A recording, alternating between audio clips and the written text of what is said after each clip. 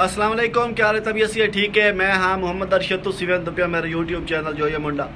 अज की वीडियो मैं बड़ी काफ़ी दिन तो बाद अज की वीडियो बना रही हाँ सिर्फ दोस्तों वास्ते, ताकि उन्होंने पता चल जाए कि काफ़ी दिन तो मेरी वीडियो नहीं आई, क्यों नहीं आई, केड़ी वजह तो नहीं आई। वो वास्ते स्पेशल वीडियो है भाई।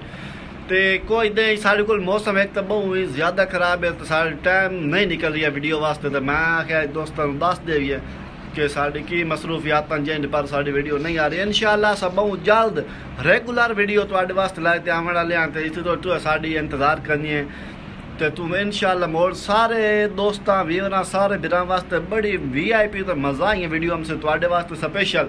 तो तुसी बिल्कुल परेशान नहीं होना, इंशाअल्लाह बहुत जल्द तो जल्द तो वास्ते वीडियो लाते आ रहे हैं।